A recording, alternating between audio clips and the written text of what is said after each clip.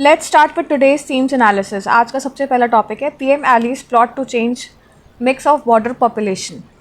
Prime Minister Narendra Modi speaking in Assam alleged that there is a conspiracy to alter the demographic composition of the border regions, calling it a grave threat to the national security. He accused the Congress of shielding and protecting infiltrators, especially from those from the Bangladesh, and argued that such actions weaken the country and endanger the citizens. Modi claimed that Congress approach has historically undermined India's security and sovereignty. So, while the BJP remains committed to protecting national interest, he emphasized that infiltrators exploit political protection for their survival while ordinary citizens suffer from their presence. Highlighting Assam's sensitive geographical position and historical struggles with migration, Modi warned that unchecked infiltration could destabilize the region. So he urged the voters to reject parties and prioritize appeasement. Politics over the welfare of the nation. Modi assured that the government will remain firm in safeguarding the country's borders and demographic balance, portraying the BJP as a defender of security and sovereignty. So, Lashkar-e-Taiba using flood aid funds to rebuild the headquarters is your next topic. So, the globally banned terror outfit Lashkar-e-Taiba has been raising funds through online offline drives to construct its headquarters in Muridke, which was struck by the Indian Air Force on May 7 during the Operation Sindhu. According to the security agencies, the airstrike has targeted three main buildings inside the 1.09 acre Markaz Tayyab complex in the Muridke. So, according to the security agencies, funds are being collected under the guise of relief for fund victims. In May, the Pakistani government had publicly announced that it would finance reconstruction of the Lashkar-e-Taiba and Jaish-e-Mohammed facilities. Next topic है आपका centre reopens PLI scheme for white goods till October 14. Cites market growth.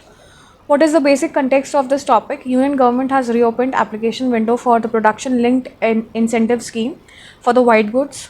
अब now ये जो white goods के लिए जो PLI scheme है ये क्या है, इसके बारे में थोड़ा सा conceptual analysis and notes बहुत ज़रूरी है.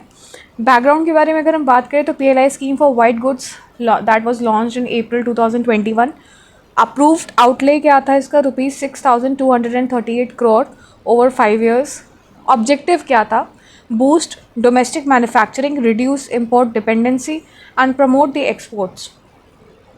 So what are the key points from the article? Reason for reopening: market growth, industry demand and to attract more investment. Application window September 15 to October 14 के बीच में है, ठीक है. Eligible applicants, both new applicants and existing beneficiaries wanting to invest more. So far, 83 applicants have been selected with committed investment of ₹6,000 plus crore. Scope of the scheme क्या है? ये cover करता है basically manufacturing of key components of ACs and LEDs. Example compressors, copper tubing, LED chips, etc. दूसरा, incentive linked to sales of manufactured goods in India. What is the significance of it? So this encourages the domestic value chains, reduces reliance on imports of electronic components and supports the Atmanirbhar Bharat and Make in India context. अब ये मैं आपको बता दूँ prelims के basis पे अगर मैं यूपीएससी रिलेवेंस से बात करूँ तो PLI scheme as I told you before that is very important. इसमें जो बेनिफिशियरीज़ का क्राइटेरिया है, क्योंकि यूपीएससी का जो ट्रेंड सेट हुआ है उस हिसाब से कुछ 2-3 साल से जो भी बेनिफिशियरीज़ हैं किसी भी स्कीम के, उनका जो क्राइटेरिया होता है वो यूपीएससी बहुत पूछ रहा है.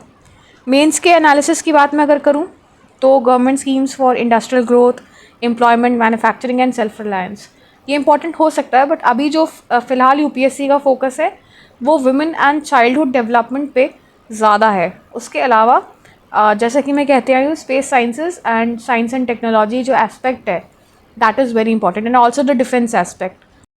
सो नेक्स्ट टॉपिक है आपका positioning India in an unruly world. Background की अगर मैं बात करूं तो this is about a foreign ministers article who dismissed India's great power, ambitions, and delusions of the grandeur. Let me write down the spelling of grandeur. So, M.K. Narayanan counters this view, stressing India's real achievements and future potential. उसके अलावा इन्होंने बात की about the India's achievement where it has to overcome, where it overcame the middle income trap, then achieving food self-sufficiency through the green revolution, building a strong resilient economy despite the challenges, established democratic stability and steady progress. So independent foreign policy की भी बात की गई. India has consistently avoided becoming a pawn in great power rivalry.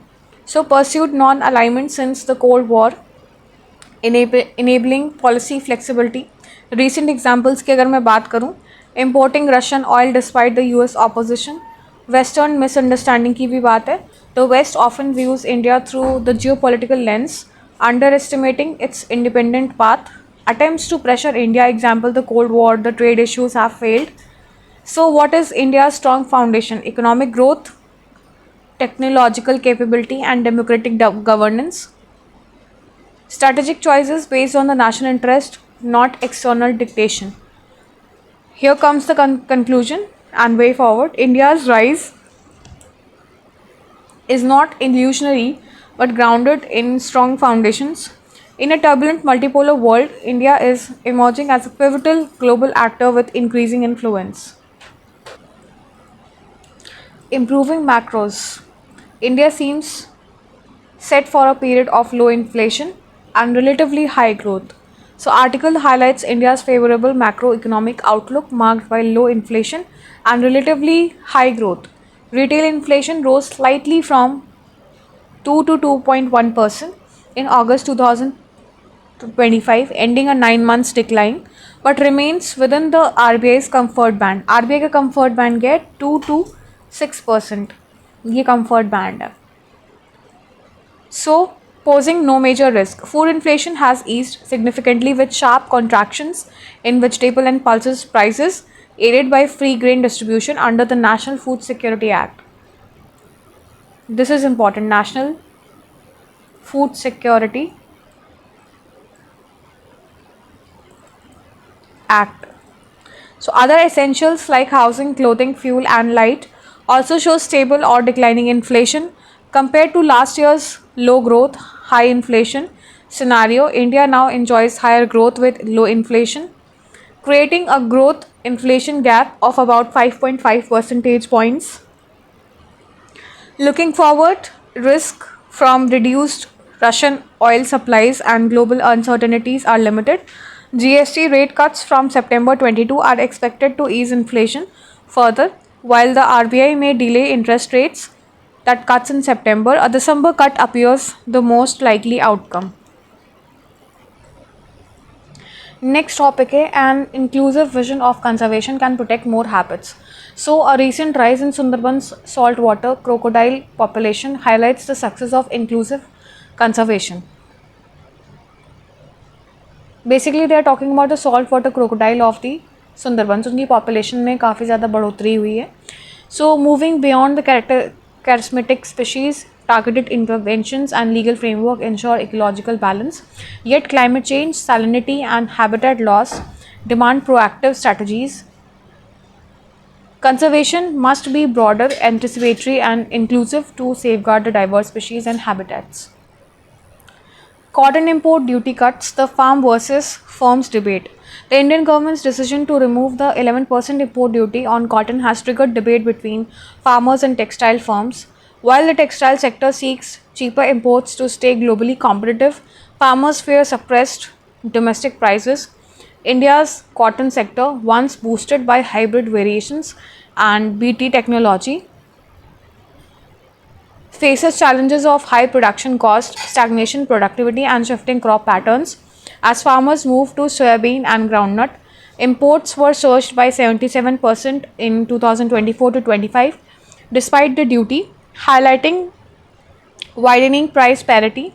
Multinational companies increasingly dominate procurement, linking farmers and mills to global markets but exposing them to international price volatility. Globally, competitors like Brazil, Australia, and China invest heavily in biotechnology and research and development, while India lags behind.